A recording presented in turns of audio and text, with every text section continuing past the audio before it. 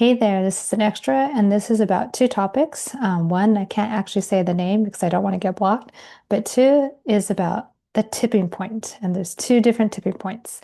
And yeah, let's stick around and get started. Cathy Perez here, your wellness coach and fellow female activist. And hi, hello, if anyone new is here. So this is an extra, which means I just get into something that is relevant, like in this moment, and then give you some action items. So let us start with a little self-serving information. So I'm going to share my screen. And because I don't want to get blocked or dinged or whatnot, I will just be as clever as I can. So what you're seeing here, many of you are familiar with this particular information or this location. And this is where you can find me as well. So just wanted to put that out there because the current place that I am talking to you at right now could, right, decide that it doesn't want to, support democracy. I mean, it hasn't really done all that great lately. So I am just putting myself out there to make sure that if people want to make sure to still continue to check me out, there is a place that has been neutral and hasn't dimmed the light of those of us who want to, fight fascism. So I'll put that out there. All right. So now that was just me being self-serving, but feel free to check it out. I can't wait to hear from you. And I'm really excited about it too. All right. So now topic number two. So as you know, right, I'm a fellow female activist. And so for the 90 million who did not vote, and you are just barely getting onto this train of fighting fascism, well, you've probably been hearing this uh, concept of the tipping point. In this particular instance, 3.5%. Well, funny enough, it has to do with why this can't happen yet until we have that tipping point. So I'm going to backtrack, okay, and take you to this. So this is unfortunately using them, but I wanted to give you some information. So the tipping point, how little things can add up or make a big difference, right? This was the first book I read, and it was for business purposes, but it talks about the infamous tipping point. So the author, okay, Malcolm Gladwell, gave this really cool, information, and it had three main, I guess you could say, concepts, right? Tipping points. The law of the few, certain individuals known as connectors, okay, or mavens, salespeople, but just early adopters, okay, will be instrumental in spreading ideas and trends, okay? Then we have the stickiness factor, okay? So the quality of the message, right, is crucial, and it must be memorable, all right, and relevant enough to, keep people coming back, i.e., create some type of memory for them. And then the power of context. It has to be the right environment to be to make it a trend. Okay. Now, funny enough, his through his research, okay, he came up with this number though. Okay, so the tipping point. In most cases, when it comes to just like, let's say, technology trends or, you know, uh, societal pop culture type stuff, it can mean about moving 10% of the population. So you always have your early adopters, okay, in any scenario. And then when you finally get up to around 10%, you can now start using the concept of the tipping point. At the tipping point, then the silent majority will start following. And that's where hopefully profits start, right? Or that's where social movements start, so forth and so on. Okay, so I bring that up because I first heard about this again through this book and also read The Outlier. So anyway, good to know, right? Okay, so now I'm going to bring you to what people are talking about, which is this, okay? The 3.5%, and it's called the tipping point, right? But some people are getting a little confused. And I went to an ACLU training 2 months ago, and they gave a perfect basically they gave this as a topic, right? They talked about it.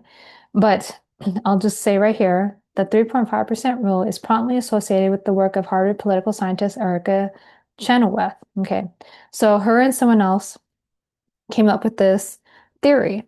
And what people are getting wrong, okay, and this is what ACLU made sure to get across, is that people are thinking that that 3.5% of our population, okay, which is around 11 million people, okay, there's 340 million people in the US, so around 3.5% is about 11 million.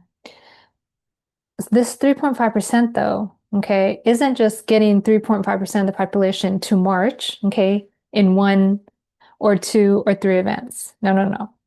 This 3.5%, just like with early adopters, which are the people who have been protesting like since the day after the election, right?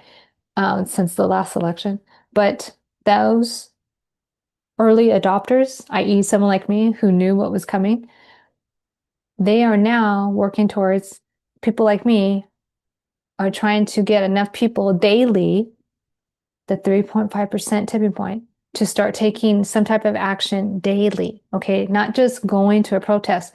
So a lot of people got really excited because back in June, we had a ton of people show up for the No Kings, and that was brilliant. But guess what?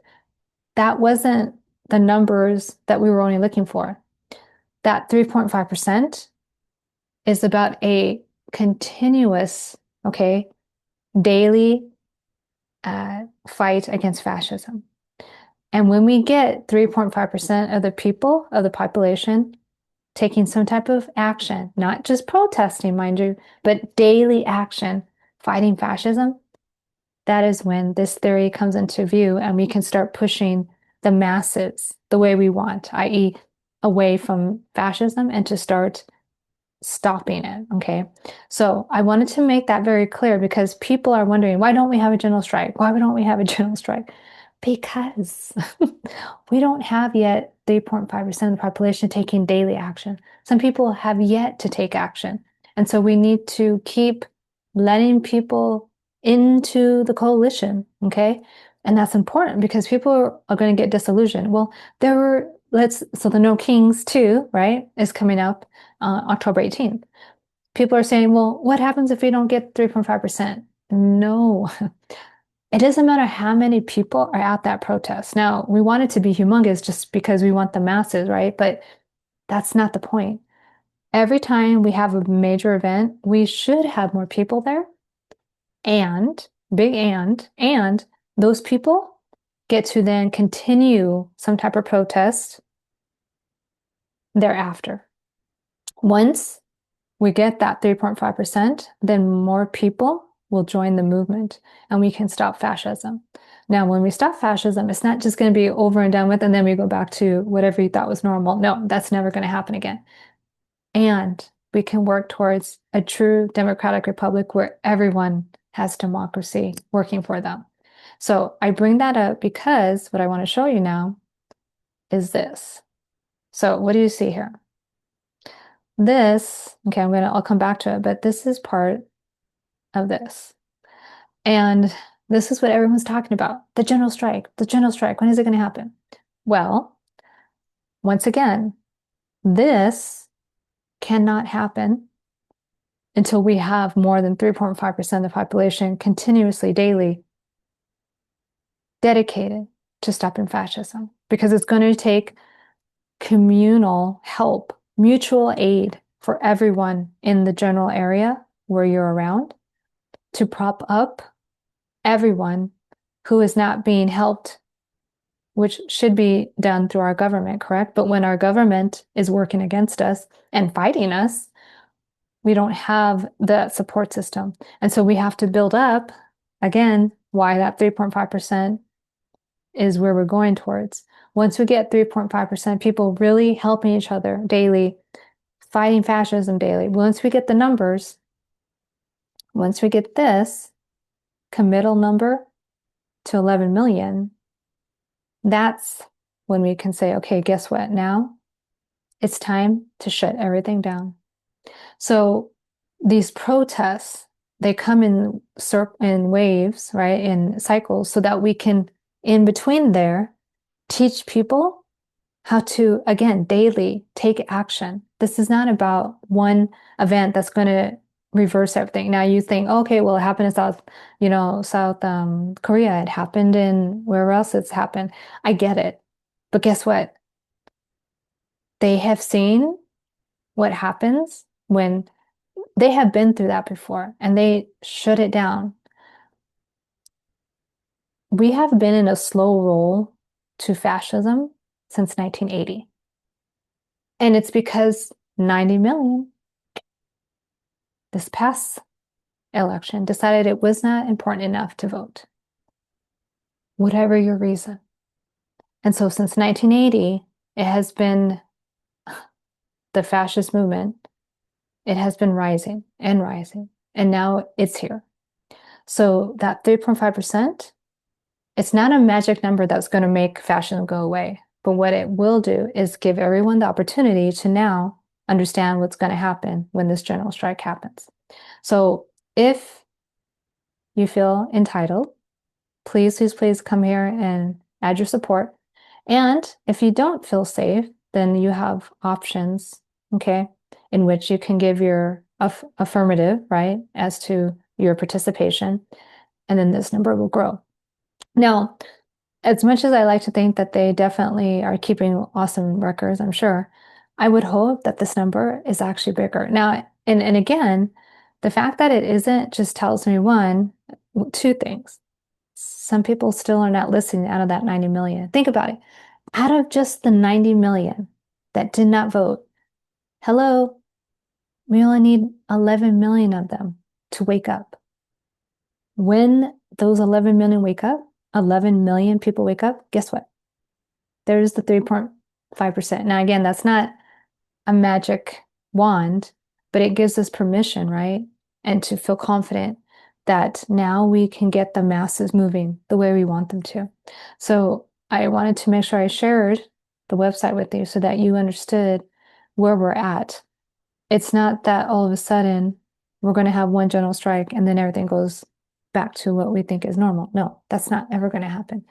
What's going to happen is once we hit that availability of enough people wanting to take action, then we shut things down. And it's going to be however long it takes. It's not going to happen overnight. Now, I wish it could be, but we're 340 million strong as a nation. That's a lot of freaking people. I'm not saying that it can't be done because I really wish that if the 90 million had just gotten off the couch last November, we would not be here, right? We are where we are. And now we have to fight to get back some normalcy so that we can move towards a better democratic republic. And this is how we do it. Okay, so take a look, right? Take action. And then remember, it's not about one protest. It's not about one event. Theoretically, yeah, we could take out this whole regime if we so chose as a country to collectively come together. But that will only happen when we have masses engaged. All right. So take that, run with it, and then put your name somehow, somewhere in this information so that you can start getting notified. And I promise you that we will end fascism and we will start to a brighter future that we all deserve. With that, I leave you with take care, take charge, God bless.